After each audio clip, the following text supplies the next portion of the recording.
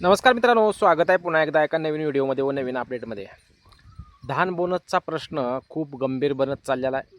कारण ज्या धान बोनसची अपेक्षा धरून सर्व शेतकरी धान बोनसची वाट पाहत आहेत, परंतु राज्य शासनाकडून धान बोनससाठी जी दिरंगाई केली जात आहे ती कुठेतरी अति होत आहे.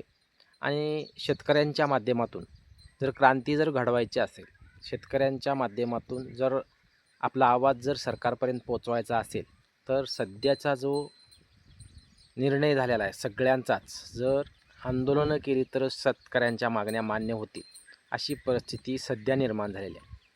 शेतकरी मित्रांनो, सध्या कर्जमाफीचा विषय असो, धान बोनसचा विषय असो, पीक विम्याचा विषय असो, नमोच्या हप्त्याचा विषय असो, या सर्व गोष्टी पाहता राज्य शासनाकडून कुठेतरी जो चालढकल केली जात आहे ती पूर्णपणे चुकीची आहे. त्यामध्ये महत्त्वाचा मुद्दा जर म्हणला, खूप दिवसापासून प्रलंबित असलेला धान बोनस. या धान बोनससाठी आता शेतकरी आक्रमक व्हायला सुरुवात झाली आहेत. आणि निश्चित शेतकरी मित्रांनो, जर तुम्ही शेतकरी लढलात, रस्त्यावर जाऊन आंदोलनं केली, तर राज्य सरकारवर निश्चित त्याचा परिणाम होत आहे. या गोष्टी आपण पाहू शकता.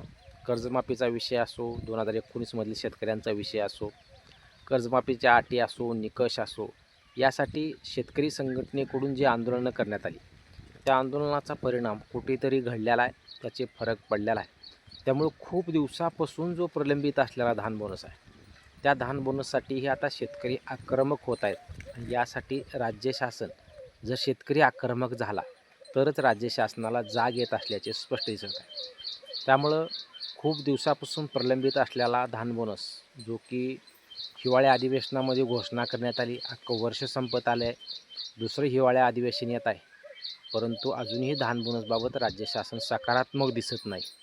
त्यामुळे यासाठी माननीय सुधीरजी मुनगंटीवार यांच्या माध्यमातून असो, प्रफुल्लभाई पटेल असो, विनोदजी अग्रवाल असो, यांच्या माध्यमातून राज्य शासनाला पत्र देण्यात आली, निवेदनं देण्यात आली, परंतु राज्य सरकार फक्त यावर निश्चित निर्णय घेऊ, मार्ग काढू इतकंच सांगतं, परंतु त्याची अंमलबजावणी करताना दिसत नाही. आणि या सर्वच गोष्टीच्या पार्श्वभूमीवर अखेर शेतकरी आक्रमक झालेत मित्रांनो. आणि हे होणं गरजेचं होतं, कारण धान बोनससाठी गोंदिया जिल्ह्यामध्ये 25 ऑगस्ट रोजी अखेर शेतकऱ्यांनी ट्रॅक्टर मोर्चा काढला, एल्गार मोर्चा काढला, आणि त्याचा परिणाम निश्चित राज्य सरकारवर पडू शकतो. या माध्यमातून जर सांगायचं झालं शेतकरी मित्रांनो, आपल्या सत्ताधारी आमदारांनीही प्रत्येकाने माननीय राज्याचे मुख्यमंत्री यांना निवेदन देणं गरजेचं आहे, मागणी लावून धरणं गरजेचं आहे. कारण खूप दिवसापासून प्रलंबित असलेला धान बोनस हा मागे पडतो आहे, आणि यासाठी कुणीतरी राज्य शासनामार्फत बोलणं गरजेचं आहे. परंतु या सर्व गोष्टी होत असतानाच, कुठल्याही प्रक्रिया होत नसताना अखेर शेतकऱ्यांनीच आता ही मोहीम हाती घेतलेली आहे. आणि शेतकऱ्यांच्या माध्यमातून अखेर गोंदिया जिल्ह्यातील शेतकऱ्यांकडून अखेर ट्रॅक्टर मोर्चा काढण्यात आला. ट्रॅक्टर मोर्चा काढून शेतकऱ्यांचा धान बोनस असो, शेतकऱ्यांच्या धानाची चुकारे असो, याबाबत मागणी करण्यात आलेली आहे. आता सध्या राज्य सरकार या आंदोलनाचा परिणाम किती सहन करून घेते, या आंदोलनाचा परिणाम राज्य सरकारवर किती पडतो, परंतु हे आंदोलन एकदा झालं तर राज्य सरकार लगेच निर्णय घेईल का, या सर्व गोष्टी आता हे भविष्यावर अवलंबून आहे. परंतु या गोष्टीचा शेवटपर्यंत पाठपुरावा करणं गरजेचं आहे. आज अजितजी नवले यांच्या माध्यमातून असो, रविकांत तुपकर यांच्या माध्यमातून असो, या ज्या मागण्या आहेत, कर्जमाफी असो, कर्जमाफीतल्या अटी असो, नियमित कर्जदाराचा प्रश्न असो, ज्या पद्धतीने हे नेते लावून धरत आहेत, ते निस्वा या जशा मागण्या लावून धरत आहेत, त्या सर्व ज्या धान बोनससाठी लढणारे शेतकरी आहेत हे यांनी लावून धरणं गरजेचं आहे. जे जुने चुकारी आहेत, त्याचबरोबर धान बोनस आहे, हेक्टरी 20,000प्रमाणे मिळणारा धान बोनस विसरला की काय, अशी परिस्थिती सध्या निर्माण झालेली आहे. त्यामुळे राज्य सरकार कुठेतरी एखादा हप्ता गॅप करण्याचा प्रयत्न करते की काय, अशी परिस्थिती सध्या वाटलेली आहे. तुम्ही पाहू शकता, लाडकी बहीण योजना असो, दिव्यांग योजना असो, त्याचबरोबर विधवा महिलांची पेन्शन असो, म्हाताऱ्या माणसाच्या निराधार लोकांच्या पगारी असो, एखादा महिना गॅप करून एखादा महिन्याची पगार टाकली जाते, 2 महिन्याची येते, परत 1 महिना गॅप होतो. त्या पद्धतीनं धान बोनसबाबत हे असं घडते की काय, अशी परिस्थिती सध्या निर्माण होत आहे. कारण धान बोनसचं वर्ष संपून गेलं तरी राज्य शासन धान बोनस देत नाही. त्यामुळे आता हे वर्ष संपवून पुढल्या हिवाळ्या हंगामामध्ये जर धान बोनस जाहीर केला तर ते 20,000 मिळतील, परंतु ही मागील 20,000 कधी मिळणार, हा मोठा प्रश्न शेतकऱ्यांसमोर निर्माण झालेला आहे. त्यामुळे शेतकऱ्यांच्या माध्यमातून या मागण्या लावून धरणं गरजेचं आहे, आंदोलनं करणं गरजेचं आहे, सरकारला निवेदनं गरजेचं आहे. सत्ताधारी आमदारांनी आपल्या माननीय मुख्यमंत्री असो, उपमुख्यमंत्री असो यांना निवेदनं देऊन याबाबत मागणी करणं गरजेचं आहे. आणि यासाठीचे प्रयत्न एक ते सुधीर मुनगंटीवार यांच्या माध्यमातून कायम चालू होते. त्यांच्या माध्यमातून परवा चुकारी पण आलेले आहेत. परंतु सुधीरजी मुनगंटीवार यांनी ही मागणी लावून धरलेली आहे. जास्तीत जास्त जे सत्ताधारीमधले नेते आहेत त्यांचीही मागणी आहे, परंतु राज्य सरकार या गोष्टीकडे सकारात्मक दिसत नसल्याचे सध्या स्पष्ट दिसते. त्यामुळं ज्या पद्धतीनं आज गोंदिया जिल्ह्यामध्ये 25 ऑगस्टला ट्रॅक्टर मोर्चा काढण्यात आला, त्याच पद्धतीनं अजून इतर भंडारा असो, गोंदिया असो, पालघर असो, ज्या ज्या धान बोनससाठीच्या मागण्याचे जिल्हे आहेत, ज्या ज्या जिल्ह्यामध्ये धानाचं उत्पन्न घेतलं जातं, अशा सर्व जिल्ह्यातून शेतकऱ्यांनी मागणी करणं गरजेचं आहे. धान बोनससाठी आंदोलनं करणं गरजेचं आहे. शेतकरी एकत्रित येणं गरजेचं आहे.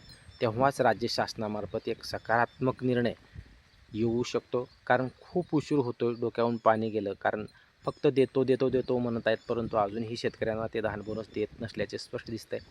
त्यामुळे राज्य सरकार याबाबत सकारात्मक असल्याचे माननीय मुख्यमंत्री सांगतात, परंतु फक्त सकारात्मक आहोत म्हणून भागत नसतं. कारण त्या शेतकऱ्यांच्या खात्यात जोपर्यंत ती रक्कम जात नाही तोपर्यंत तो शेतकरी समाधान नसतो. फक्त बोलण्यानं काहीही होत नसतं. त्यामुळे राज्य शासनाने कुठेतरी जो धान बोनस अडकलेला आहे, जो थांबलेला आहे, खूप दिवसापासून शेतकरी प्रतीक्षा करत आहेत, अशा शेतकऱ्यांची मागणी मान्य करून लवकरात लवकर तातडीनं निर्णय घेऊन त्या शेतकऱ्यांना धान बोनसचं वाटप करणं गरजेचं आहे. खूप शेतकऱ्यांचे धानाची चुकारी येणं बाकी आहे. रब्बीची चुकारी असो, खरीपाची चुकारी असो. खूप शेतकरी जाऊन कमेंट अशी करतात की आम्हाला चुकाऱ्याचे पैसे मिळत नाहीत, तर राज्य सरकार धानाचे पैसे काय देणार. बरोबर, जशी परिस्थिती आहे तशीच परिस्थिती सध्या शेतकऱ्याची आहे. राज्य शासनानं धान बोनस कशासाठी जाहीर केला? कारण ज्या पद्धतीनं त्याच्या मालाला भाव मिळतो आहे, तो मालाला भाव परवडत नाही. त्यामुळं राज्य सरकारकडून अतिरिक्त म्हणून हेक्टरी 20,000 शेतकऱ्यांना 2 हेक्टरच्या मर्यादेत हे धान बोनस दिलं जातं. परंतु जर धान बोनस विकल्यानंतर परवडत नसेल तर त्या शेतकऱ्यांना वर्षभर साल कसं घालवायचं? कारण सध्याच्या जे वाढलेल्या किमती आहेत, धानाच्या बियाणं असो, त्याचबरोबर औषधं असो, खर्च असो, लावणी असो, हे सर्व करूनही त्या धानातून शेतकऱ्यांना काय मदत मिळत नाही, काही परवडत नसल्यामुळं राज्य सरकारकडून क्विंटल मागं काहीतरी अनुदान म्हणून ह्या योजना जाहीर करण्यात आलेल्या आहे. परंतु ती योजनेची अंमलबजावणीच होत नसेल, त्यासाठी राज्य शासनाकडून निधीची तरतूदच केली जात नसेल आणि त्या शेतकऱ्यांना जर पैसेच मिळत नसतील तर त्या योजनेचा उपयोग काय, अशी परिस्थिती शेतकऱ्यांसमोर निर्माण झाली आहे. परंतु राज्य सरकारमार्फत ही अशी गोष्ट आम्ही बंद केलेली नाही आहे, फक्त पेंडिंग आहे आणि राज्य सरकार याबाबत सकारात्मक निर्णय घेईल असं फक्त सांगितलं जातं. परंतु अंमलबजावणी कधी होणार, हा खूप महत्त्वाचा मुद्दा सध्या धान उत्पादक शेतकऱ्यामध्ये निर्माण झालेले आहे. त्यामुळे राज्य शासन याबाबत तातडीनं कारवाई करणं गरजेचं आहे. ज्या ज्या जिल्ह्यामध्ये धानाचं उत्पन्न घेतलं जातं अशा जिल्ह्यातील शेतकऱ्यांनी एकत्रित येऊन निवेदनं देणं असो, आंदोलन असो, यांच्या माध्यमातूनच आता राज्य सरकार धान बोनस द्यायला तयार होऊ शकतं. त्यामुळे सर्व शेतकऱ्यांनी सकारात्मक आंदोलनं करणं असो, शेतकऱ्यांना शांततेच्या मार्गानं निवेदनं देणं असो आणि राज्य सरकारला कुठेतरी धान बोनस देण्यासाठी तयारी करणं गरजेचं आहे. ज्या पद्धतीनं कर्जमाफीसाठी आज रविकांत तुपकर असो, अजित नवले असो, यांच्या पद्धतीने जे आंदोलनं होतात, त्यांच्या मागण्या जशा मान्य होतात तशाच मागण्याही धान बोनसच्या होऊ शकतात. त्यासाठी शांततेच्या मार्गानं आंदोलन करून शेतकऱ्यांनी राज्य सरकारला निवेदन देऊन ही मागणी पूर्ण करून गरजेचं आहे. आज गोंदिया जिल्ह्यामध्ये जरी ट्रॅक्टर मोर्चा निघाला असला तरी इतर जिल्ह्यामध्येही आंदोलन करून निश्चित राज्य सरकार या गोष्टीसाठी तयार होऊ शकतं व शेतकऱ्यांना धान बोनसचं वाटप केलं जाऊ शकतं. याबाबत कुठली जरी अपडेट आली तर चॅनलवर निश्चित व्हिडिओ येईल. चॅनलवर नवीन असाल तर चॅनलला सबस्क्राईब करा व जास्तीत जास्त शेतकऱ्यापर्यंत व्हिडिओ शेअर करा. व्हिडिओला लाईक करायला विसरू नका. धन्यवाद.